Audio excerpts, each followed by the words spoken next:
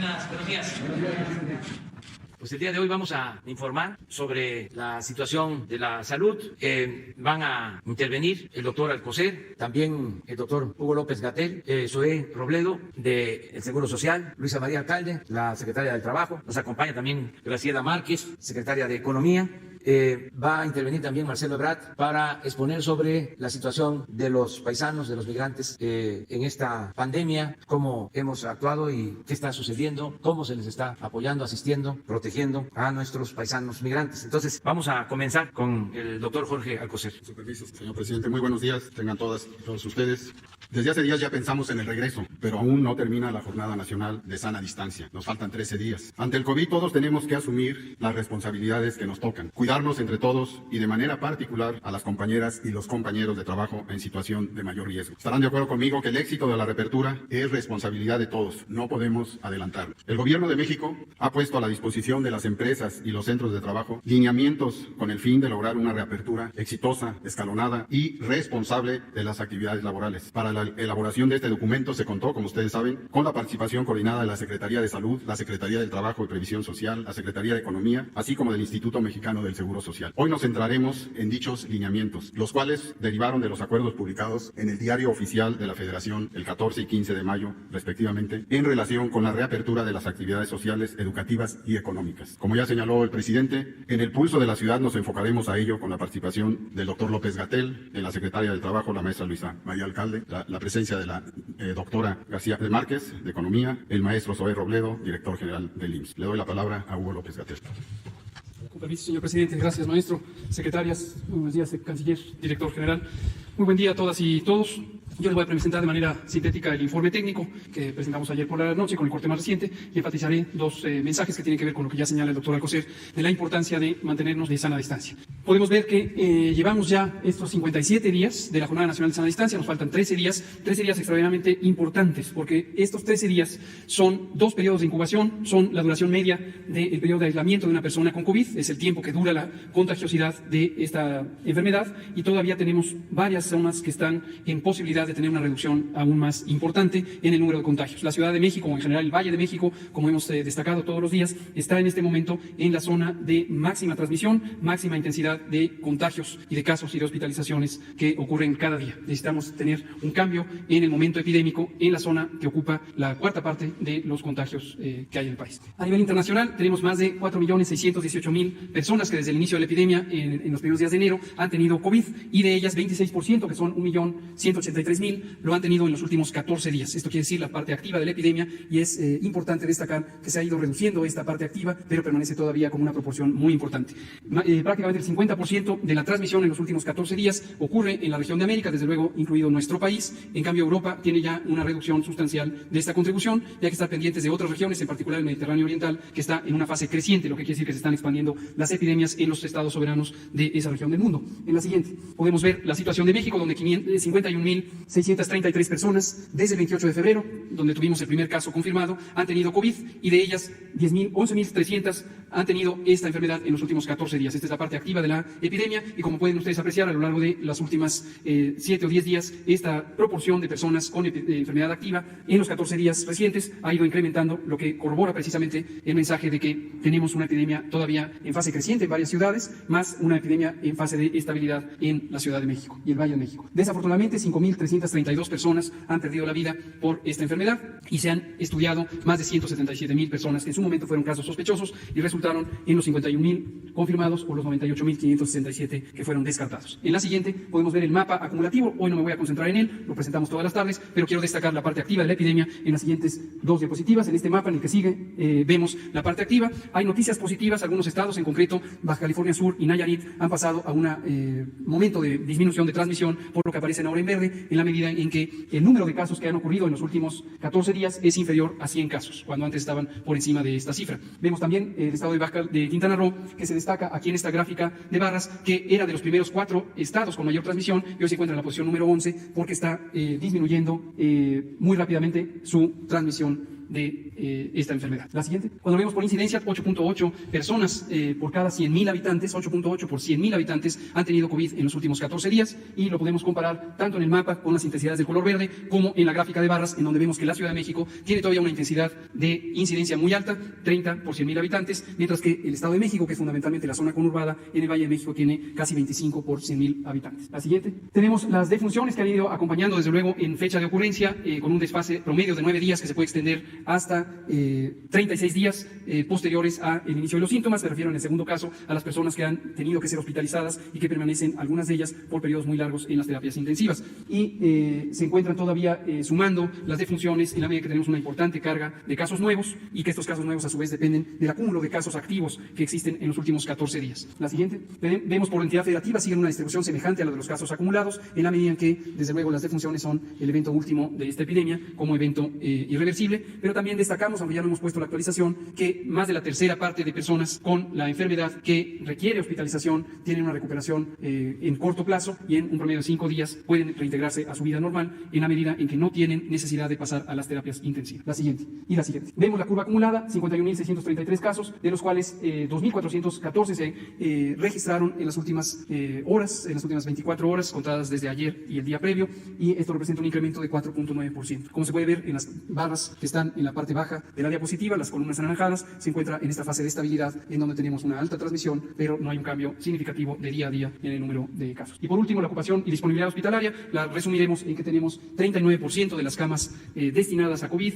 de las 22.600 camas destinadas a COVID, tanto de terapia intensiva como de hospitalización general, están ocupadas, y en las dos gráficas de barras vemos que la ocupación a nivel nacional para camas de hospitalización general es de 39%, y en el orden decreciente de ocupación de izquierda a derecha se muestra la ocupación por entidad federativa. La Ciudad de México tiene 77% de ocupación en camas generales, todavía resta 23% libres. Y en la última diapositiva vemos en el panorama nacional, en el extremo derecho de la gráfica, 32% de ocupación de las camas destinadas a infección respiratoria aguda grave, y en el extremo izquierdo la zona más ocupada, que es la Ciudad de México, con 2/3 partes, el 66% ocupada. Termino destacando lo que ya decía el secretario Alcocer: no perdamos la oportunidad de aprovechar estos 13 días quedándonos en casa. No es adecuado que se estén relajando las medidas de sana distancia y que exista este regreso a la actividad pública, ni por parte de empresas ni por parte de la ciudadanía en los espacios públicos. Los recintos escolares permanecen cerrados, lo cual es una contribución todavía muy importante a esta jornada de sana distancia, y, como se explicará enseguida, el tránsito hacia la nueva normalidad implica este retorno ordenado, organizado, bien supervisado, que va a ser identificado a partir del 1 de junio,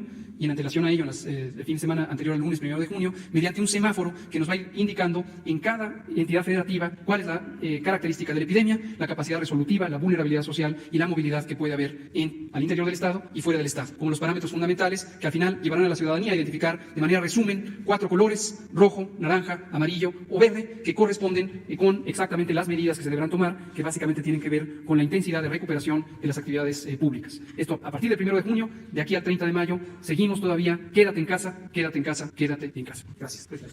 Muchas gracias. Con su permiso, señor presidente, muy buenos días a todos quienes participan de esta conferencia y quienes nos están viendo. Como se ha mencionado aquí, la instrucción del presidente López Obrador y la causa del gobierno de la Cuarta Transformación en esta pandemia por COVID ha sido y sigue siendo la de salvar vidas. Eso es lo más importante, es lo fundamental. Lo ha sido durante la Jornada Nacional de Sana Distancia, y lo es también en esta ruta que se ha establecido rumbo a la nueva normalidad y que se ha llamado pues el sano retorno. Se trata, y en este caso en la parte de las actividades económicas, de un sano retorno que debe de cumplir con 3 principios: que sea seguro, es decir, que el retorno no signifique un rebrote de contagios por COVID y brotes en los centros de trabajo; que sea saludable, es decir, que también minimice los otros daños que se sabe pueden causar las medidas de aislamiento social en el bienestar de las personas, en su economía, en los medios de subsistencia e incluso en la salud, en un concepto mucho más amplio; y desde luego que sea solidario, es decir, todos estamos involucrados, todos vamos a tener que hacer cosas nuevas como parte de la nueva normalidad. Tendremos que dejar también de hacer cosas que antes parecían regulares y que hoy son aportaciones muy importantes al resto de la sociedad.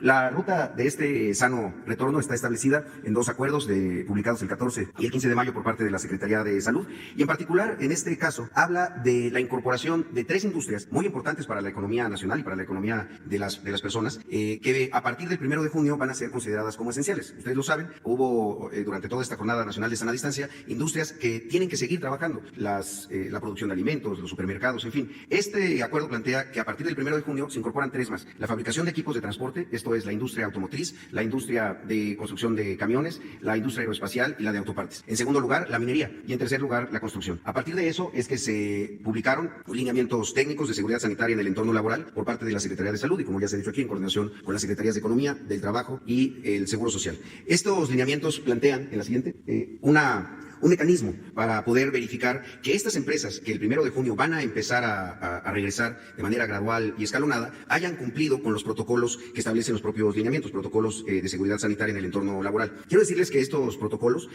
han sido producto de un trabajo de varias semanas con las propias empresas, han sido también producto de un diálogo franco, muy abierto y transparente con ellas para que tuvieran claridad de qué es lo que iba a ocurrir. Y desde luego, pues también va a partir de tener diálogo con autoridades locales, con representaciones sindicales, para que todos sepamos cómo es este retorno seguro. Se trata de 78 puntos de comprobación en una autoevaluación. En la siguiente, la autoevaluación tiene que ver con estos temas, estos 78 puntos, con promoción de la salud, temas tan básicos y elementales como el famoso estornudo de etiqueta, con capacitación que debe llevar a cabo el personal y desde luego los directivos, con el uso de equipos de protección personal, con temas administrativos como horarios escalonados, trabajo a distancia y desde casa, temas de ingeniería, barreras físicas, señalizaciones, instalación de filtros donde se toma la temperatura, lavado de manos, en fin, y sistemas de gestión que pueda servir para identificar al personal que pudiera estar contagiado. A partir de esta autovalidación, lo que sigue es que pueden tener 3 respuestas las empresas. Una respuesta aprobatoria que no debe de ocurrir en un plazo mayor de 72 horas. Es decir, después de hacer la autoevaluación, se envía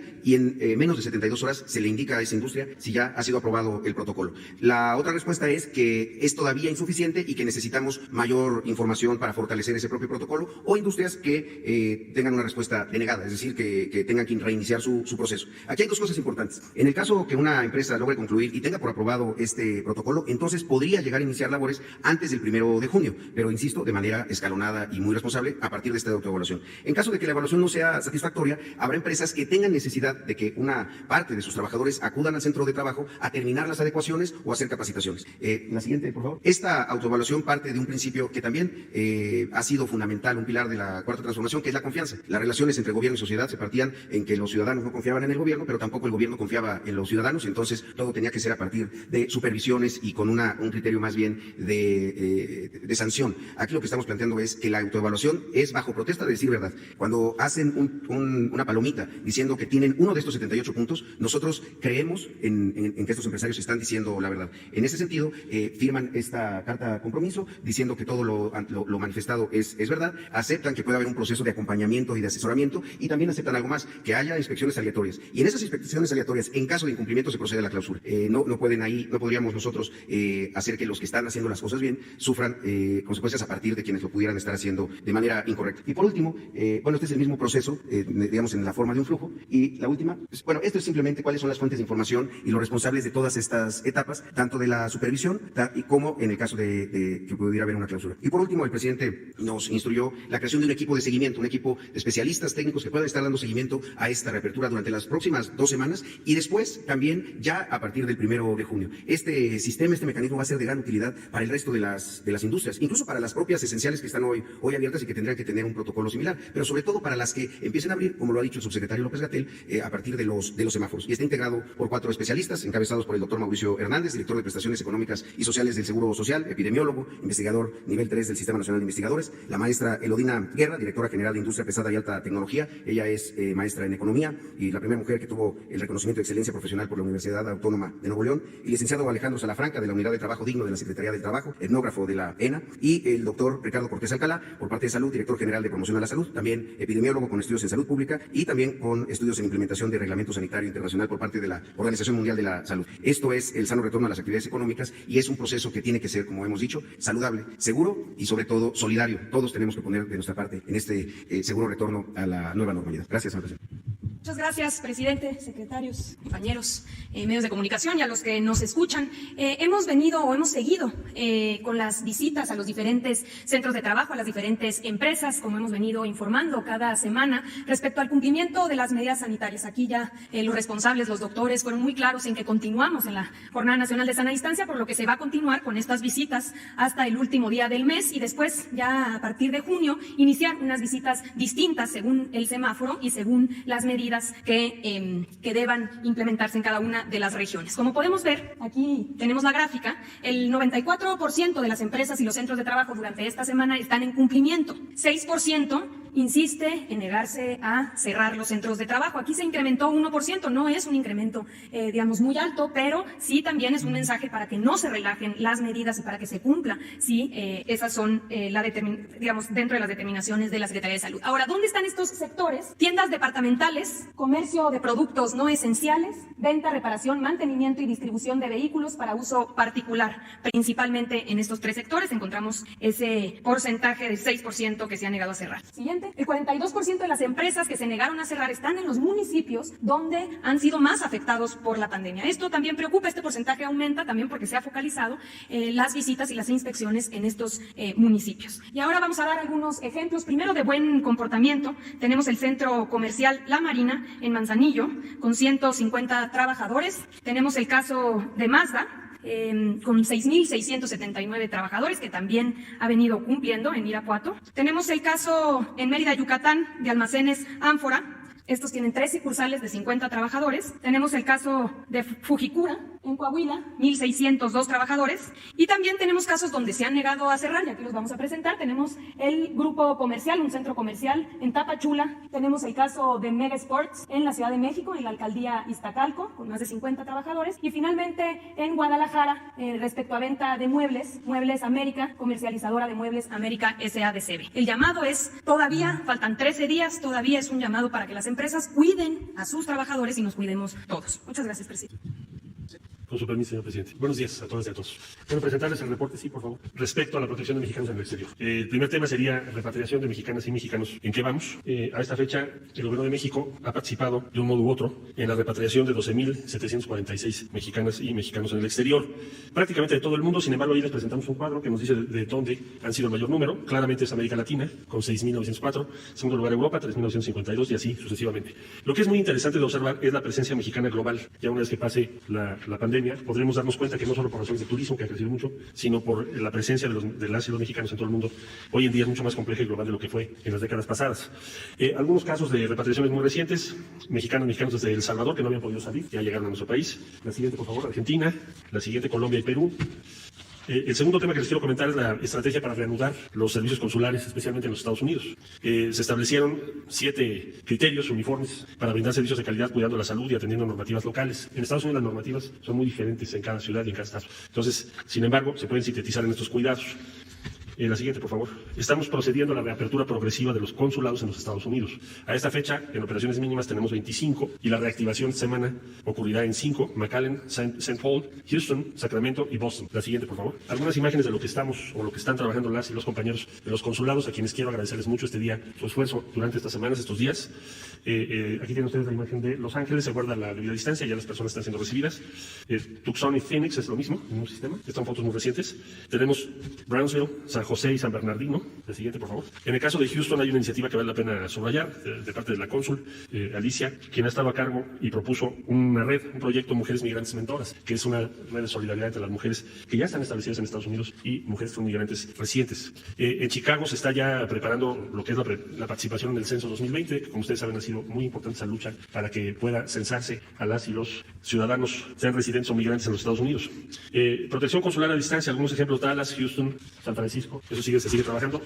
Compartirles algunas estadísticas de las ventanillas de salud que se organizaron junto con la Secretaría de Salud ya hace varios meses y que tienen una importante presencia ahora en esta pandemia en Estados Unidos. Tenemos la población que ha consultado de manera remota o ha seguido estas ventanillas de la salud, pues ya son 695,930 consultas. La población beneficiada directamente quiere decir que de ahí se derivó algún servicio específico, son 209,000. Y este otro dato, el número 3, que me parece muy relevante, que es la actualización y crecimiento de lo que denominamos aliados participantes en los Estados Unidos. Organizaciones de todo tipo, son 5,000 85.801 que están respaldando y apoyando a la comunidad mexicano-norteamericana. La siguiente, por favor. Como ustedes saben, el foco de atención mayor ha sido Nueva York. Las 24 horas se está trabajando para proteger de la mejor manera posible a nuestra comunidad allá. Aquí algunos datos de los últimos días. Tenemos 1.729 consultas vía la ventanilla de la salud, 1.233 sobre diferentes tipos de documentos, 1.188 sobre asuntos comunitarios, 2.900 sobre protección consular. En total, 10.519 en los últimos días. Se ha apoyado a 983 familiares de fallecidos, porque pues evidentemente, y lo lamentamos mucho, han atravesado una situación extremadamente difícil. Y las gestiones con las autoridades locales, que vuelvo a reiterar nuestra gratitud, especialmente al alcalde de Nueva York. Para terminar este reporte, informarles los contagios. Quiere decir contagios, aquellas personas que están en comunicación y los cónsules están pues muy cerca y comparten la responsabilidad que se han atendido. Son 356 en total, solo en Nueva York hay 101. El segundo estado es Texas, con 86, y el tercero es California, muy atrás, con 42. La siguiente, por favor. Estos son fallecidos hasta la actualización al 18 de mayo, son 959 mexicanos en los Estados Unidos, de un total de 85.907 fallecimientos reportados en los Estados Unidos, con nacionales son 959. En Nueva York, 641. La siguiente, por favor. Fuera de los Estados Unidos, contagios, es decir, personas a cargo de los consulados mexicanos, 72 personas. Y fallecimientos tenemos 7 reportados al día de hoy fuera de los Estados Unidos. Este sería el reporte, señor presidente. Pues este es el informe de salud y si les parece abrimos para preguntas, respuestas. Quedaron pendientes de ayer. Liliana Mejía, ¿no está? Presidente, buenos días. Si nos puede dar su opinión acerca de esta propuesta de Morena para que el INEGI pueda revisar el patrimonio e información fiscal de los ciudadanos. Incluso ya hay algunos senadores que se han desmarcado de esta propuesta. ¿Cuál es su opinión? Y si me permite ahorita otra pregunta para el subsecretario. Bueno, no creo que sea correcto. Se tienen que mantener pues en privado lo que significan patrimonios de empresarios y de todos los mexicanos. La obligación de dar a conocer los bienes patrimoniales es exclusivamente para los servidores públicos. Nosotros sí estamos obligados a dar a conocer nuestros patrimonios. Por eso no considero conveniente esa propuesta. Para que no haya tanta desigualdad, lo mejor es que el gobierno ayude a que la mayoría de los mexicanos vaya escalando poco a poco, vaya ascendiendo en la escala social y que no se profundice la desigualdad, que no se permitan negocios ilícitos, que no se permita la corrupción, que es lo que produce la desigualdad. La desigualdad se produce en México o se producía en México por la corrupción. La corrupción es la causa principal de la desigualdad económica y social. Si no hay corrupción, no va a haber desigualdad y no va a haber esa acumulación cuantiosa de recursos en pocas manos, mientras la mayoría carece hasta de lo más indispensable. Pero no es dando a conocer o exigiendo que las personas estén obligadas a decir cuánto tienen. Eso no lo veo adecuado. Y también lo otro, el convencimiento de que se debe de buscar una sociedad más justa, más igualitaria y que no haya derroche, que no haya ostentación, que se le baje al consumismo, a las extravagancias, que se disminuya la frivolidad y que México sea un ejemplo de austeridad, de sobriedad, de fraternidad y no de consumo de artículos de lujo, extravagantes. Pero eso es un proceso que se tiene que ir dando poco a poco y hay mucha gente que tiene dinero, bastante, y que son austeros, sobrios. Entonces, lo que decía Díaz Mirón, pero convenciendo. Nadie tiene derecho a lo superfluo mientras existan personas, seres humanos, que carecen de lo indispensable, decía él, de lo estricto. Este es mi punto de vista. Y en otro tema, si no lo puede contestar usted o el subsecretario, ¿qué reporte le dieron sobre esta primera etapa de la nueva normalidad? Se presentaron en algunos casos algunos municipios que decidieron pues no reactivar sus actividades. ¿Cuál es el reporte? ¿Qué fue lo que pasó? Y si en el caso de la Ciudad de México, ayer se comentó que a lo mejor este pico de contagio se puede extender a lo que resta del mes de mayo. Si es así, ¿qué está pasando? Porque incluso este fin de semana también se dio a conocer que hubo un aumento en la movilidad. Entonces, ¿qué es lo que va a pasar y qué estrategias van a tomar pues para que en el resto del país pues se pueda tomar la nueva normalidad del 1 de junio? Gracias. Bueno, ha habido coordinación con las autoridades de los estados, municipales, con las autoridades tradicionales y se está llegando a acuerdos. Las medidas no son coercitivas. Se da a conocer que hay condiciones para regresar a la nueva normalidad poco a poco, con medidas sanitarias, con cuidado, pero no se exige, no es obligatorio. Cada pueblo, porque así lo hemos hecho, cada comunidad decide. La gente, sus asambleas democráticas, sus gobiernos municipales, los gobiernos estatales, con el personal de salud, con maestras, con maestros. Hay una amplia participación y todo es por consenso, por convencimiento, nada por la fuerza, todo por la razón y el derecho. Y así vamos avanzando. Desde luego, no podemos relajar la disciplina. Si hemos avanzado, si hemos evitado que nos desborde la pandemia, es decir, que no tengamos manera de atender enfermos, de hospitalizarlos, si hemos logrado que hay camas tanto para hospitalización general como para terapia intensiva, ha sido por la participación consciente, responsable de la gente, y se logró el propósito que no lograron, desgraciadamente, en otras partes, en donde se saturaron hospitales, porque también les pegó primero la pandemia, no les dio tiempo de prepararse. Nosotros tuvimos pues la suerte de que no fuimos los primeros y así se pudo avanzar creando espacios para hospitalización. Hay dos gráficas que son importantes, a ver si las ponen. No estaba así el sistema de salud. Esto se logró. El que ahora que estamos en la meseta, en el caso de la Ciudad de México, del Estado de México, de Tabasco, de Quintana Roo, Baja California, mire, tengamos en general en camas disponibles para atender a enfermos, en general 61% en el país, y en el caso de terapia intensiva 68%. Desde luego en la Ciudad de México es más la ocupación, pero nadie se queda sin ser atendido. Todo esto lo explico porque no se reconoce de que fue desde nuestro punto de vista exitosa la estrategia de la sana distancia, porque ni en los países con más desarrollo económico pudieron resolver el problema de la disponibilidad de camas de hospitales y de especialistas y de médicos. Son malas las comparaciones, pero a veces exageran nuestros adversarios de mala fe. Entonces, para nosotros ha sido muy exitosa la estrategia que se ha aplicado gracias a los médicos, a los expertos, a los científicos mexicanos. Desde el principio se habló de la famosa curva. Es más, hasta podría mostrarla. Claro que Hugo es el experto. ¿Por qué no explicas de cómo hubiese sido, cómo se hubiesen presentado las cosas sin las medidas que se tomaron? ¿Cuál iba a ser la curva de afectados? Y van a ver que no íbamos a poder tener las camas y los especialistas. Y lo más importante, salvar vidas, porque nos duelen mucho los fallecidos, pero también muchos se han salvado, muchos se han recuperado por la atención médica. Entonces, por favor. Con gusto, presidente. Efectivamente, este tema del aplanamiento de la curva, lo hemos comentado varias veces, pero siempre es importante retomarlo y recordarlo, porque se ha prestado a algunas confusiones. Yo pienso que las personas de buena voluntad, a veces es porque es un tema muy aparentemente técnico, pero también vemos que hay personas que parecieran empeñadas en no ver las evidencias de lo que es, de hecho, un modelo teórico en el mundo desde la preparación para las pandemias de influenza. Este es el marco referencial de la Organización Mundial de la Salud en el Plan Global de Preparación y Respuesta ante la Pandemia de Influenza. Esto se estableció en 2005, precisamente cuando empezó este marco referencial de la Organización Mundial de la Salud. Y hay una gráfica emblemática que espero que la tengamos. No, es una, bueno, esta se puede mostrar, pero a ver si encuentran una de dos curvas. Hace 2 domingos presenté en el informe técnico de la tarde 2 curvas, la que hubiera sido y la que terminó siendo. Entonces, algunas personas, esto lo pongo a la luz pública por si alguien se topa con esta mala interpretación y desde mi punto de vista intencionalmente planteada como un elemento de desinformación, esta idea de se conforman con poco porque quizá comparar con lo que hubiera sido no basta. Hemos dicho con absoluta claridad y confía para voto. No es algo que nos guste.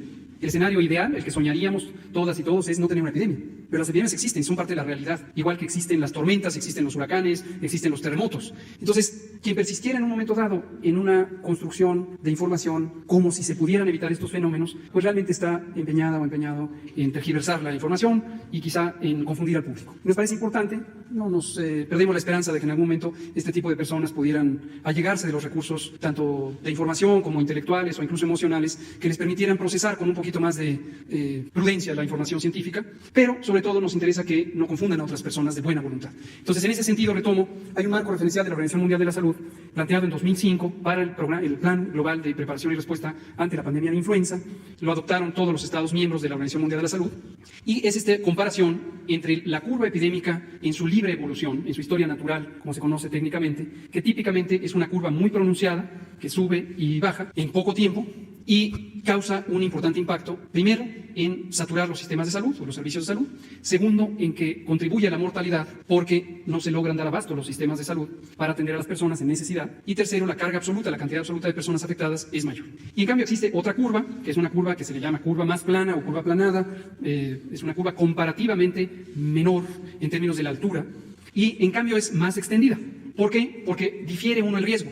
Uno va logrando con medidas como la Jornada Nacional de Sana Distancia que la cantidad de contagios que ocurren en cada día sean menores, pero de todos modos la epidemia tiene su curso, pero a una menor intensidad de transmisión, de propagación. Entonces esta es una curva más plana, por lo tanto más manejable, por lo tanto no amenaza o no logra saturar los servicios de salud y todas las personas que tienen necesidad de atención se atienden, como afortunadamente ha sido el caso de lo que nos ocupa en México. No quiere decir, y también lo hemos explicado en múltiples ocasiones, y no debemos tener esa expectativa de que la epidemia se pare de un día para otro o de que la epidemia no aumente. Las enfermedades infecciosas de interés epidémico característicamente tienen un crecimiento exponencial, esto es un crecimiento acelerado, no es lineal, no va de uno a otro números de casos, sino se van multiplicando el número de casos diarios, hasta que llegan a un momento cumbre, un pico. También las curvas planas tienen un pico, obviamente menor que el pico que tienen las curvas no planas, pero de todos modos es un pico. Y en su momento empiezan a descender cuando se ha llegado a esta mera. ¿Le prestan un micrófono? Muchas gracias. Exactamente esta. Esto ya no es el modelo teórico. Hay una curva que está en el plan de preparación de influenza pandémica, es un documento de acceso público, tanto el mexicano como el que es el global, y tiene un diagrama muy parecido. Entonces lo explico en 3 pasos. Esta curva roja, esta, con estos números que están aquí anotados, es la curva epidémica esperada si no se hubieran hecho las intervenciones en México en 2020 de la Jornada Nacional de Sana Distancia. ¿Cuál es su origen? Su origen es una predicción matemática, concretamente la que ha hecho un grupo académico del que hemos estado hablando, pero que cualitativamente coinciden otros 6 grupos académicos de especialistas en matemáticas. Aquí no se alcanza a ver, pero hay una línea de datos reales, datos observados, que empezaron el 28 de febrero, precisamente donde empieza esta curva, con el primer caso. Y permitieron a las personas especialistas en matemáticas, a partir de esos datos reales observados y de un modelo de transmisión de enfermedad, poder proyectar esta curva como una predicción creíble de lo que hubiera pasado. Como un dato interesante, estas especialistas en matemáticas, los 6 grupos independientemente, trabajaron en lo mismo y llegaron a conclusiones semejantes, pero además, como un esquema de validación cruzada de los métodos, les pedimos que predijeran las epidemias que se habían vivido en España, en Italia, en Estados Unidos y en Reino Unido y en Corea del Sur. Y trabajando independientemente, usando exactamente los mismos métodos, pudieron hacer una predicción de una epidemia que ya era conocida. Obviamente no a partir de conocerla, sino a partir de los primeros datos. En fin, entonces, este es lo que hubiera pasado. Después del inicio de la Jornada Nacional de Sana Distancia, que está aquí el 23 de marzo y que tiene una segunda excelente. Tiene una segunda reforzamiento el 31 de marzo, cuando entró en vigor el acuerdo de la Secretaría de Salud. Hicieron el mismo procedimiento con los mismos métodos y llegaron a la predicción de la curva verde, mucho antes de que se observaran estos datos. Esto fue en este segmento, en los primeros días de abril. Entonces, esta curva verde también es una predicción matemática. Finalmente, las barras amarillas es lo que ha estado ocurriendo. Lo que estamos presentando aquí, concretamente, es para el Valle de México, que quede muy claro eso. No es para todo el conjunto del país. Y esto, como se puede ver aquí y en la gráfica que ahora pondremos, que es la más actualizada, la predicción se ha cumplido, de acuerdo con los casos que han ocurrido. Desde mi punto de vista, es un poco difícil no darse cuenta de que esta curva es más plana que esta curva. Pero bueno, si alguien tiene esa idea, quizá podría elaborar un poco más sobre su punto de vista, siempre muy respetable, siempre muy respetable. Si comparamos el área que está debajo de esta curva, que es la suma de casos, con el área que hay en esta curva con la suma de casos, logramos, y estos son los primeros 61 días, y es una comparación justa porque es las mismas cantidad de días para esta curva que para esta curva, solo que esta curva se agotó mucho antes de los 61 días. Y ahí se ven las comparaciones, sin intervención, con intervención. Sin intervención hubiera terminado la curva el 2 de abril. Uno podría decir, bueno, qué bien, porque entonces terminamos más rápido la epidemia, pero con un costo elevadísimo, porque no hubiéramos tenido en ese momento la capacidad de alojar a las personas. Y como dice el presidente, lo hemos mencionado varias veces, tuvimos la fortuna, esto la verdad es que hay que reconocerlo, es una fortuna no ser el país de inicio de una epidemia. Y entonces nos pudimos preparar. Si esta curva llegara hoy, de todos modos podríamos atenderla, porque hoy tenemos este importante incremento en el número de camas y hoy podríamos atender esta curva, pero en esta fecha no hubiéramos podido. Entonces una proporción de estas personas se hubieran quedado fuera de los hospitales y hubieran tenido una consecuencia gravísima, incluso perder la vida por no estar en los hospitales. Pero hoy hemos podido tener a la gran mayoría de las personas, excepto algunas que desafortunadamente acuden demasiado tarde a los hospitales o incluso no acuden y mueren en casa, lo cual también está claro y lo hemos dicho. Vean los números, sin intervención hubiéramos tenido 38.773 casos en esta curva, con intervención hasta los 61 días tendríamos 11.212 casos en la curva de predicción, la que está en verde, y en los mismos días, y es lo que está representado en estas columnas amarillas, habíamos tenido 11.263 casos, es decir, 26% de lo que se había predicho. Y en resumen, esto es una disminución del 74% de lo que hubiera pasado sin las intervenciones. No voy a decir tan, pero esto es lo que ocurre. Muchas gracias. Muy bien, adelante, ¿ya? Bueno, vamos con Pablo, Ernesto, ¿no vino? Carlos Pozos. Buenos días, señor presidente. Buenos días a todos los invitados. Buenos días a los colegas. Presidente, el pasado sábado 16 de mayo, el presidente de los Estados Unidos, Donald Trump, a través de Twitter, hace un mensaje en donde pide a México ocuparse de los narcotúneles que existen en la frontera norte del país. Específicamente, él habla de un narcotúnel de 600 metros en Tijuana, con California. Hay que recordar que el tema del narcotráfico llega a 50.000 millones de dólares al año por este sobre esta actividad. Mi pregunta es, ¿qué se está haciendo para combatir esta petición que hace el presidente Trump? En ese sentido, ¿qué se hace para el lavado de dinero con motivo del narcotráfico? Y si me permite, ahorita que está el señor canciller, preguntarle qué pasó con la carta diplomática o la nota diplomática que pidió México al presidente Trump, al gobierno de Donald Trump.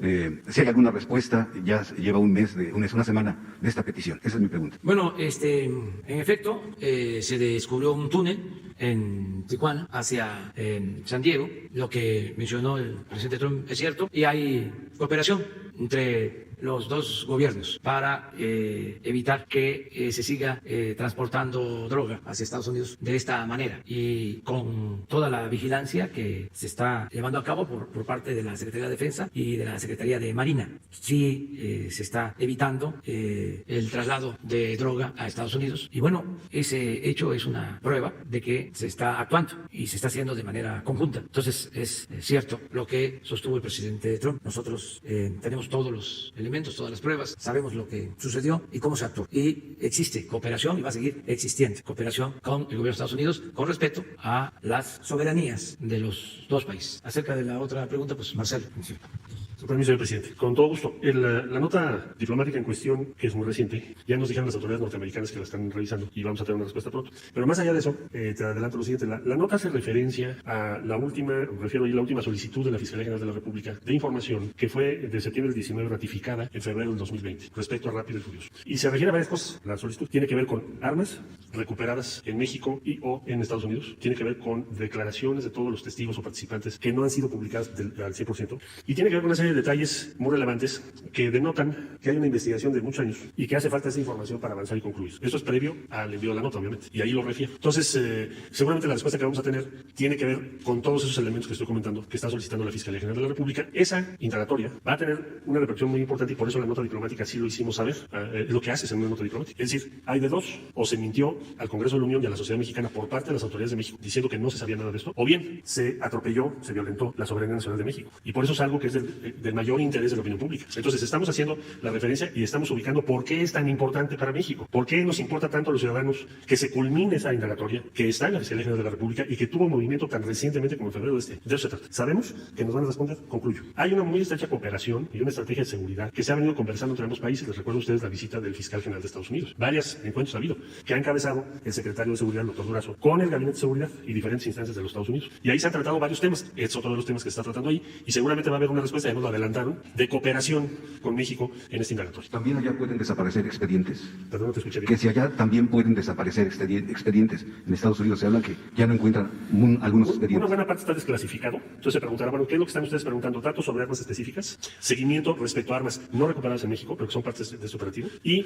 los testimonios posteriores a la investigación que se llevó a cabo en 2012 y que fue publicada por el Congreso de los Estados Unidos, así como toda aquella información que obre en poder de las autoridades en Estados Unidos que pueda contribuir a esclarecer los hechos a los que hago referencia. Eso es lo que se ha solicitado. En Estados Unidos hay una serie de normas, igual que las hay en México, que harían muy difícil la desaparición de documentos oficiales. Y no suponemos que el gobierno de Estados Unidos tenga en este momento interés de hacer algo así. Es decir, hablaba yo en la nota de la base de confianza entre ambos gobiernos. Igualmente cuando se nos pide información respecto a operaciones criminales en México, incluido el túnel al que hace referencia. Gracias. Mi segunda pregunta. Primer presidente de la transición de México. Un ensayo es un texto que analiza o evalúa un tema. Su ensayo de 30 hojas bien pudiera competir con un libro o rebasar un libro de decisiones difíciles. Su ensayo, ¿qué destino tendrá? ¿Será una iniciativa de ley? ¿Quedará como un nuevo código moral para la reflexión? ¿O de este ensayo que usted hizo el sábado se desprenderán acciones concretas para el manejo de su administración? Esto le pregunto, señor presidente, porque los curtidos de la hipocresía y los caraduras que hoy transmutan de expertos en pandemias, de expertos en seguridad y ahora expertos en energías limpias, han enarbolado una nueva bandera en donde dicen, presidente, que usted le está dando la espalda a la realidad. ¿Qué responderles o qué responder en torno a su ensayo y a esta situación? Bueno, el ensayo que escribí sobre la nueva economía en los tiempos de la pandemia, pues es lo que ya venimos llevando a la práctica, lo que se está aplicando en México desde el inicio del nuevo gobierno. Solo que con la pandemia estamos profundizando sobre estos principios, criterios, estas acciones. Por ejemplo, ahí sostengo que los tecnócratas elevaron la economía a rango supremo y supeditaron todo lo demás. Había que crecer a costa de lo que fuera, sin importar el bienestar de la gente, sin importar el medio ambiente, sin importar la salud, Lo básico para ellos era el crecimiento económico, el llamado Producto Interno Bruto. Y ese era el parámetro para medir el desarrollo y el bienestar de México y de otros pueblos. Decían que si llovía fuerte arriba, si le iba bien a los de arriba, les iba a ir bien a los de abajo, como si la riqueza acumulada arriba permeara o fuese contagiosa. Entonces, en el ensayo lo que hago es desmentir ese criterio, esa forma de aplicar medidas económicas, porque se trata de una mentira, de un sofisma. Se acumuló mucho dinero arriba.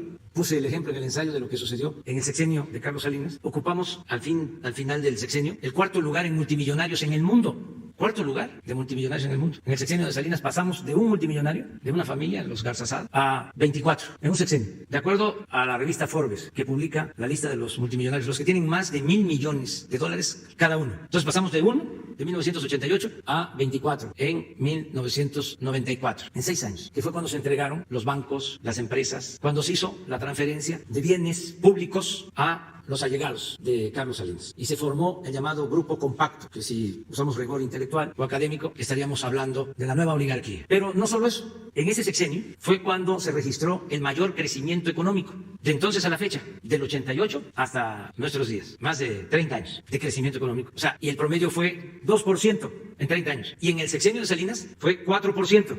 Con Salinas hubo más crecimiento que con Zedillo, que con Fox, con Calderón y desde luego con nosotros, 4%. Pero ¿cuál fue el resultado?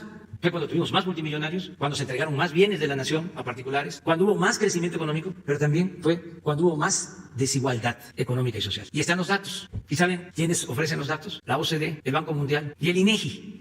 Entonces, ¿qué planteo ante la crisis del modelo neoliberal que se desató con la pandemia? Pues ya no sigamos evaluando, midiendo solo el crecimiento a secas, porque eso significa que se está creando riqueza, pero no se mide la distribución de esa riqueza. Entonces vamos a agregarle a la economía la democracia para que haya crecimiento, pero respetando las libertades. No como sucedió en Chile, que aplicaron un modelo económico, pero con una dictadura. Eso no es viable, eso no nos interesa. Vamos a agregarle también a la economía la justicia, que significa darle más al que tiene menos. En vez de empezar por arriba, como lo hacían, que cada vez que había una crisis, bueno, cuando también prendida de alfileres, llega a Zedillo y se cae por completo y se rescata a los de arriba. Entonces, justicia, ¿qué significa? Empezar de la base hacia la cúspide de la pirámide social. Esa es otra diferencia. ¿Por qué cada vez que hay una crisis económica, rescate de los de arriba y abandono de los de abajo? Pero no solo eso, le cargan a todos el rescate, convierten las deudas privadas de los de arriba en deuda pública. Entonces, eso no, es economía con justicia. Lo otro, economía con honestidad, que no haya corrupción, que paguen impuestos los campesinos como lo hacen cuando compran una mercancía, los indígenas, los obreros, los integrantes de las clases medias, los pequeños, medianos empresarios, pero también los de arriba, porque si no, es corrupción.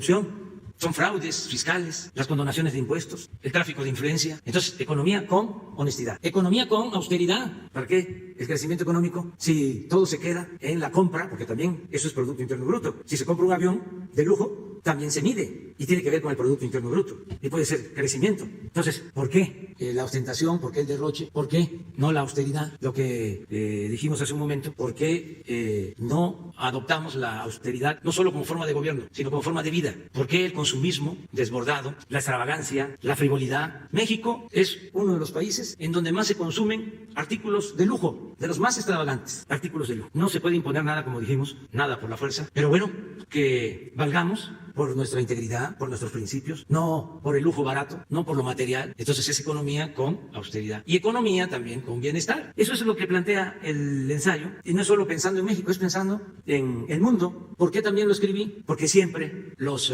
tecnócratas o los intelectuales orgánicos, los expertos, hablan de que no tenemos proyecto alternativo. Y además siempre era como una condena el que teníamos que ajustarnos al modelo neoliberal que se aplicaba a rajatabla en todo el mundo, porque era lo mismo, reformas estructurales en México, en Argentina, en España, en todos lados, las mismas recetas, definidas en el extranjero, a partir de los intereses económicos y financieros. Los pueblos no decidían. Nosotros durante 30 años no tuvimos un plan de desarrollo propio, apegado con nuestra realidad, con la idiosincrasia de nuestro pueblo. Era aplicar recetas impuestas. Entonces siempre decían, no hay de otra. ¿Qué les estamos respondiendo con este texto? Si hay de otra. Y tu modelo es un modelo fracasado, pero que además ni siquiera es novedoso. Fue lo que se aplicó en México en la época de Porfirio Díaz. Por eso neoliberalismo es neoporfirismo. ¿Y a qué nos condujo el modelo porfirista, a una revolución. Hay insensatos que dicen que fue muy buen gobierno. Si hubiese sido un buen gobierno, no hubiese habido una revolución. Entonces, es cambiar. Entonces, les cuesta entender que haya una circunstancia nueva, distinta, pero yo creo que poco a poco también van a ir convenciéndose de que esto es bueno para todos, porque ahí en el ensayo explico cómo si se le da preferencia a los habitantes del país, a las personas, al pueblo de México, que más lo necesita, estamos hablando del 70%, si se protege al 70%, si se le permite al 70% de la población de menos ingresos, que tengan oportunidades, que tengan derechos asegurados, el derecho al trabajo, a un buen salario mínimo, que tengan créditos, lo que estamos haciendo, si se fortalece, pues entonces se benefician arriba los empresarios, los comerciantes. En el ensayo cito un párrafo del Plan Liberal de los Flores Magón de 1906, donde habla de que si el pueblo no tiene ni siquiera para lo indispensable, no consume nada y no puede prosperar la industria ni puede prosperar el comercio. Entonces, eso lo planteo, pero también planteo algo que es importantísimo. Si se atiende a la mayoría de la población, en particular a los jóvenes, y se les dan opciones, se les dan alternativas, podemos enfrentar el problema grave de la inseguridad y de la violencia y podemos conseguir la paz. Y eso es un tesoro, vivir en paz, y es el beneficio de todas las clases sociales, no solo de los sectores populares, sino también de los que tienen más ingresos. Y hay otras formas en que se benefician con este modelo nuestro los que tienen más ingresos. Ayer tuve una reunión con las empresas que van a construir el Tren Maya, y son empresas cuyos dueños pues son personas con solvencia económica. Y estamos hablando de 4 contratos solo de Palenque a Cancún ayer de 80,000 millones de pesos, 4 empresas o consorcios. Entonces se ayudan. Sí, no hay corrupción porque no es crédito, no es deuda, es presupuesto de ahorros por no permitir la corrupción por el plan de austeridad. Y se ayudan también los sectores productivos de México, los sectores dedicados a la industria, al sector empresarial, pues con el tratado. Imagínense, ahora van a tener muchas oportunidades porque tenemos el acuerdo con Canadá y con Estados Unidos y se tiene garantizado el mercado más fuerte del mundo. El día que estaba yo terminando el ensayo, el 15, me habló Graciela Márquez, secretaria de Economía, para decirme, y lo puse, me alcancé a poner, que se había incrementado la inversión extranjera en el trimestre en 1.7, a pesar ya de incluir marzo de la pandemia. Más de 10,000 millones de dólares llegaron de enero a marzo y va a seguir creciendo la inversión extranjera. Ese mismo día, el viernes, di a conocer, y está en el ensayo, los datos de recaudación.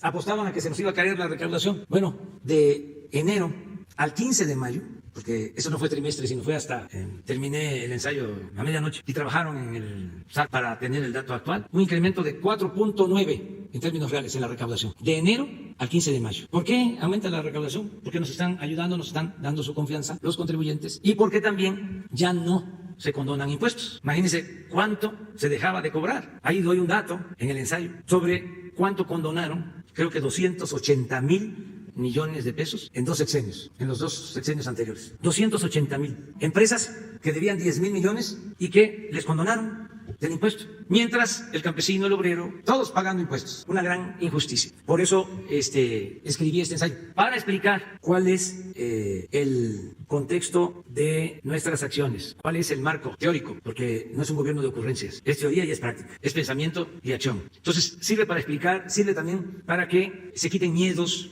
que quede ya de una vez y para siempre claro que nosotros no estamos en contra de los empresarios. Al contrario, lo que queremos es que sigan participando, que sigan invirtiendo. Nosotros estamos en contra de la riqueza mala vida y estamos en contra de la corrupción. No hay piso parejo cuando, por influyentismo, grandes empresas no pagan impuestos y otras sí tienen que pagar porque no tienen agarraderas, porque no tienen influencias. Eso no conviene a nadie. Entonces, es explicarles de que se pueden hacer negocios, se pueden obtener ganancias razonables, que eso es lícito. Lo que no se permite es la corrupción, el tráfico de influencias, la impunidad, y es para todos el ensayo, todo el que quiera leerlo. Desde luego me importa mucho, aunque no es obligatorio, pero sí me importa mucho que lo lean los servidores públicos, porque también debemos todos saber por qué estamos aquí, cuál es el objetivo principal de nuestro quehacer político. No, pues nuestro objetivo principal es la transformación de México y sacar a nuestro pueblo de la pobreza y engrandecer a México. Pero eso es lo que nos mueve, no los cargos, no la parafernalia del poder. Lo importante es transformar. Entonces, para eso es el ensayo, y lo subí a mi Face, al Twitter, a las redes sociales, y el que desee lo puede copiar. No estoy pensando en hacer un libro, no tengo tiempo, fue ahora porque consideré que pues en esta cuarentena había oportunidad, un poco más de tiempo para la reflexión y el análisis, y esto nos va a ayudar mucho porque ahí están las bases para continuar con la transformación, profundizarla y enfrentar esta nueva realidad que se origina a partir de la pandemia. Muy bien, vamos con Hans Salazar. Buenos días, presidente. Hans Salazar, ZMG Noticias, Grupo Político y Zócalo Virtual. Presidente, hace unos meses yo le expuse el caso de Israel Vallarta, preso aún después de 14, 15 años de estar sin sentencia. Pues recordar simplemente que esto es muy claro en general para la gente, para el pueblo, de que él hace unos días estuvo hospitalizado, de hecho, por un contagio de este virus del COVID. Ya se han hecho gestiones, incluso hubo un recibimiento por parte de la Secretaría de Gobernación, de acuerdo a lo que usted había indicado, a la hermana de él. Sin embargo, pues sigue la situación pues delicada. No se ha avanzado mucho porque por una u otra causa sigue pendiente esa justicia, me parece a mí, que se debería de no alargar. Bien, hay un cartón el día de hoy, y permítame citarlo, de Helio Flores, donde dice Vallarta, ¿quién fuera Duarte? Javier Duarte, que precisamente ayer lo traigo a colación porque precisamente ayer el exgobernador de Veracruz solo le dieron 9 años de sentencia, y sin embargo, y hasta se le regresaron propiedades, 40. Entonces, me parece que ese tipo de situaciones son las que encrispan a este país, estas injusticias con las que su gobierno le heredaron, y ahí están las situaciones y siguen, pues porque también tiene que ver con otro gobierno. Yo quisiera preguntarle, presidente, si es posible pedirle al fiscal, hay una autonomía y está muy claro, pero pedirle que fuera recibida la hermana de Israel Vallarta, que sigue con la exigencia de justicia por parte del fiscal, y eventualmente pudiera haber un desistimiento de los cargos. Esa sería concretamente mi pregunta. Ahorita le hago una Vamos segunda. a ver, ahora con la secretaria de Gobernación, que ella haga de parte nuestra el trámite con el fiscal, con Alejandro Germanero, que seguramente se va a enterar y él va a ayudarnos, porque él es un agente íntegra, Alejandro Germanero, fiscal. Y en el caso del amparo, para lo de el exgobernador de Veracruz, sí, eso lo tiene que revisar el Poder Judicial. Esa es una decisión del Poder Judicial, sí. Y ellos tienen que valorarlo. Yo recuerdo, o es importante informar, de que el Poder Judicial tiene una instancia para observar si se aplica bien la ley. Esta instancia del Poder Judicial pues es una especie de fiscalía, es la Consejo de la Judicatura. Entonces, cuando hay una decisión de estas, se puede acudir al Consejo de la Judicatura y pedir la revisión. No nos corresponde a nosotros. Una de las cosas que hemos hecho es pues respetar las decisiones tanto del Poder Legislativo como del Poder Judicial, pero sí ayudar en este caso. Hay otros casos pendientes que seguramente nos tiene que dar un informe la secretaria de Gobernación, la licenciada Olga Sánchez Cordero, de gente adulta que está en las cárceles, que debería de salir de las cárceles. Ya se aprobó la ley de amnistía y no se aplica. En todo esto tiene mucho que ver la lentitud de los trámites. No se cumple en México el principio de que la justicia se tiene que impartir con prontitud. Se tarda mucho. Entonces, hay gente que está privada de su libertad sin sentencia durante años. Y desde luego hay inocentes, todavía los que no tienen con qué comprar, pues su inocencia. Todo esto lo tenemos que seguir tratando, y por eso los temas que aquí se abordan ayudan mucho, porque es estar insistiendo, acicateando al elefante para que camine, sacudiendo métodos de antaño, burocráticos, donde todo es papeleo y no se piensa en el ser humano, en el corazón. Y pasa un día y pasa otro, y ya lo voy a ver, falta que me notifiquen, y todavía falta que el Ministerio Público complemente la averiguación, y falta que el juez dictamine, y ahora no se puede porque hay otros asuntos, pero la semana próxima o dentro de 15 días, y si no vuelven a verlo o no tienen abogados, o no tienen para pagar abogados, que también eso cuesta muchísimo. Últimamente la iniciativa que envió el Poder Judicial, yo la apoyé porque tiene algo que es muy importante, el que haya más defensores del pueblo, defensores de oficio, para mucha gente que no tiene posibilidad de tener una asesoría jurídica. Lo importante es que no nos acostumbremos, que estemos siempre zarandeando, zamarreando el árbol, la mata, que no nos gane el inmovilismo. Aquí sí no hay inmovilismo, no debe de haber inmovilismo. En el combate a la pandemia sí, nos tenemos que quedar en nuestras casas, pero en la acción para resolver problemas no. Presidente, segunda punto. Un actor hace unos meses que es un defensor de la protección a los animales por sus derechos, y que también lo he expuesto aquí, dijo: nos hemos desconectado de la naturaleza y somos culpables de creer que somos el centro del mundo. Y esto es a propósito de lo que usted mencionó sobre la nueva política económica, que por supuesto que tiene repercusión con la política ambiental también. O sea, es una consecuencia dependiendo cómo tengamos actualmente, por ejemplo, el modelo neoliberal arrasa con la naturaleza. La pregunta concreta sería, en este planteamiento de esta nueva normalidad, que no tendría que verse una nueva normalidad como algo negativo, sino como lo más positivo, pero no solo desde el gobierno, sino desde la propia sociedad. ¿Qué tan viable es, o se está revisando más bien, el tema de una nueva política ambiental para nuestro país en defensa de los animales, en defensa de la naturaleza?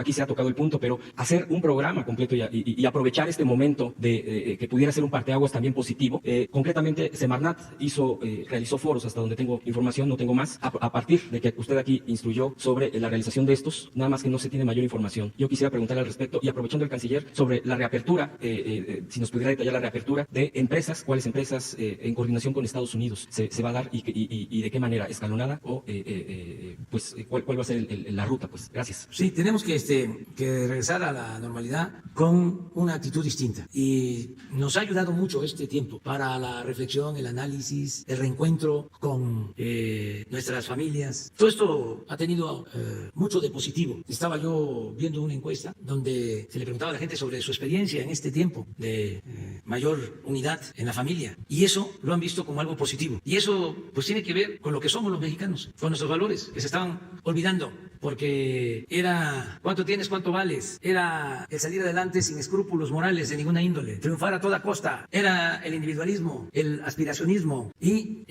fuimos distanciándonos, incluso en lo familiar. Entonces esto fue como un gran reencuentro en las familias. Fíjense que, contrario a lo que sucedió o lo que está sucediendo, se pensaba que si se unían las familias iba a haber más violencia, en un concepto que no aplica para México por las características de nuestras familias, que son distintas las costumbres a lo que sucede en otras partes del mundo. Con todo respeto, dije, se demuestra la importancia que tiene el estar juntos, la convivencia familiar, cosas importantes. Salimos de la cuarentena, empezamos a regresar a la normalidad. Bueno, continuemos queriéndonos familiarmente, sigamos siendo solidarios, sigamos siendo fraternos en la familia, también en nuestro entorno, donde vivimos, con nuestros amigos, con el prójimo. Entonces, son cosas nuevas. Lo mismo en lo que tiene que ver con el medio ambiente. No hemos reparado, pero como no ha habido mucha movilidad, pues no ha habido contaminación, hemos respirado aire más puro, menos ruido, escuchamos los pajaritos. Entonces, sí, cuidar la naturaleza, el amor a la naturaleza. Y en lo que a nosotros corresponde vamos a continuar. Se nos cayó el precio del petróleo, aunque ahora ya se está recuperando, pero ya tomamos la decisión, o sea, reafirmamos la decisión que teníamos de procesar la materia prima en nuestro país. Porque había ahí, pues,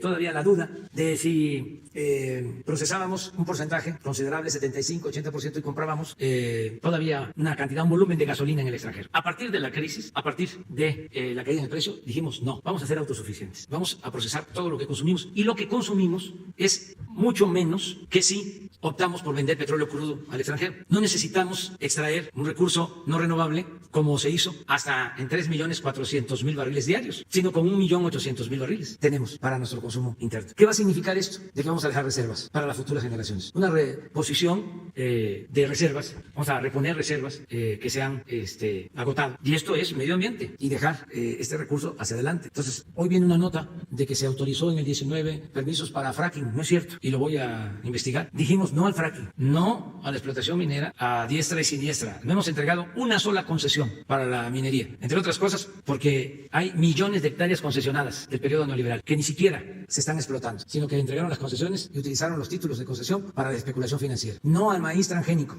Y va el plan hacia adelante para la siembra de 1 millón de hectáreas de árboles maderables y frutales, como nunca. Entonces, sí al cuidado del medio ambiente. En el caso de la construcción del Tren Maya, vuelvo a decir, toda la vía nueva va sobre la vía que se hizo, que se construyó sobre el tendido de la vía vieja, vamos a decir, cuando se inauguró el ferrocarril del sureste, en los años 50, porque también hay mucha simulación en los movimientos. Incluso hay quienes lucran con esas causas, pseudos ambientalistas, y engañan. Si no se conoce el sureste y se habla del Tren Maya y sale un grupo diciendo se va a afectar el medio ambiente, pues se puede creer de que se va a afectar el medio ambiente. Al contrario, mover carga y utilizar el ferrocarril es mucho menos contaminación que los autobuses. Pero nosotros vamos a continuar con esto. Y si les parece, no es que no quiera que hable Marcelo, pueden hablar los dos, pero la que tiene más conocimiento de esta relación es Graciela, sobre cómo va la relación con Estados Unidos en esta materia. Con permiso, gracias. Buenos días a todas, a todos. Bueno, desde hace casi un mes empezamos a tener contacto con las autoridades de Estados Unidos porque, pues evidentemente, desde que llegó la enfermedad, las líneas de proveeduría de México hacia Estados Unidos empezaron a perturbarse. Pero este fenómeno había ya pasado también desde que la enfermedad pegó en China. Entonces veníamos en un proceso en el que estas cadenas se iban rompiendo. El momento en que China empezó a articularse, Estados Unidos y Canadá les interesaba tener la cadena de proveeduría muy sólida. ¿A qué nos referimos cuando hablamos de la cadena de proveeduría? Por ejemplo, los autos. Para que un auto se arme en Norteamérica, cruza la frontera mexicana 7 veces. ¿Esto qué quiere decir? No es que lleguen todas las piezas en un solo momento y se arme en alguna de las plantas en los distintos estados de México, sino que puede ser que un motor o la mitad de un motor o los componentes de un motor para una camioneta se inicie su construcción en Alabama, llega a México, se le incorporan otras partes, viaja a Missouri, regresa a Monterrey y así se va haciendo la cadena. Entonces, esa cadena de proveeduría es muy importante. México, además, es uno de los grandes exportadores de autopartes, es decir, producimos todos estos componentes. Y tenemos las armadoras. No solamente tenemos armadoras de cuyo origen está en Estados Unidos, sino también tenemos armadoras europeas y asiáticas. Pero estas armadoras venden fundamentalmente sus autos en el mercado de Estados Unidos y Canadá. México es el primer exportador de tractocamiones del mundo.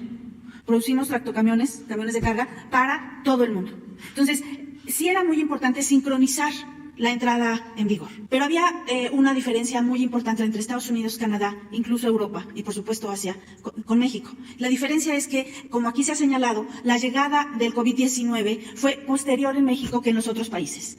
Entonces, en el gobierno de México se decidió que se iba a priorizar la salud y que teníamos que empezar a hacer este descongelamiento, esta reapertura, hasta que tuviéramos certeza que esto no iba a impactar la salud. Les decía, desde hace casi un mes, empezamos a explorar qué es lo que se podría abrir. Y la primera pregunta que nosotros hicimos, y no solamente en automotriz, sino en eléctrica, en electrónica, en aeroespacial, en otras ramas. Y la primera pregunta que hicimos fue, ¿y cuándo abre la industria en Estados Unidos? Y la respuesta era, pues no sabemos bien. ¿Por qué? Porque justamente también en Estados Unidos la enfermedad pegó de manera muy distinta.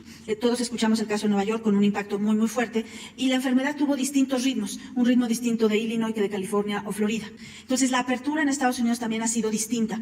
Y entonces el acoplarnos a esa cadena, en realidad nosotros hemos priorizado que pongamos cuando nosotros vamos a estar listos. Entonces esa era una parte de la apertura, pero teníamos que también tomar en cuenta que teníamos que considerar que la apertura no afectara a la salud de México. Entonces, hemos seguido y por eso insistimos en este reordenamiento cauto. Y para ello, entonces, pedimos los más altos estándares a las empresas que se van a incorporar a la lista de esenciales. Estas empresas tendrán que tener estándares sanitarios muy altos y la mayor parte de ellas empezamos a trabajar con ellas en los estándares. El regreso a la nueva normalidad va a ser un regreso donde probablemente esta sala siempre luzca como ha lucido desde que se adoptó el distanciamiento. Ya no van a ver las sillas juntitas como teníamos hace unos 3 meses, sino justamente ese es el tipo de cosas que les vamos a pedir a la industria. Y un acoplamiento paulatino y gradual. ¿Por qué gradual? Porque Estados Unidos tampoco abrió completamente. Y el tipo de bien que se produce, que es el de los autos, ha sufrido una caída notable, del 95% la venta de automóviles en Estados Unidos. Entonces sí nos interesa seguir integrados en esas cadenas, pero nos interesa sobre todo cuidar la salud en México y nos interesa que la apertura que hagamos realmente construya de nuevo estas cadenas. Las conversaciones que hemos tenido pues han fructificado en que tenemos más información, en que las empresas se han comprometido a seguir protocolos muy altos, a cuidar y sobre todo a dar seguimiento, porque ellas también no les interesa ser objeto de un brote, no les interesa que se tenga que clausurar una planta porque hay un brote epidémico, un rebrote en tal planta. Entonces, estamos trabajando así. Estados Unidos tampoco ha abierto todo, hay unas armadoras que sí están abriendo y pronto vamos a ir viendo cómo se va reconstituyendo. Porque era también importante automotriz, hay otras cadenas, les decía. Automotriz es muy importante porque el tratado de México, Estados Unidos y Canadá entra en vigor el 1 de julio. Y probablemente el sector que más ajustes va a tener que hacer, tanto por el contenido regional como el contenido laboral, que son 2 características nuevas del tratado, va a tener que hacer ajustes. Entonces necesitábamos que empezara a trabajar esta reapertura en automotriz, porque va a tener que enfrentar pronto las reglas del TEMEC. Y pronto es el 1 de julio. Hemos acordado con Estados Unidos tener unos regímenes de transición, pero hay reglas nuevas y estas reglas nuevas entran el 1 de julio. Entonces se junta el tratar de reconstruir la cadena, pero también, en particular en automotriz, no es caprichoso el tema de automotriz, también tiene que ver con el Tratado de Libre Comercio. ¿Sí? Entonces espero que con esto se haya respondido a la pregunta. Gracias. Bueno, pues ya se nos terminó el tiempo. Mañana, si les parece, mañana nos apuntamos. Nos apuntamos mañana. Las 2 compañeras y tú. Nos vemos mañana.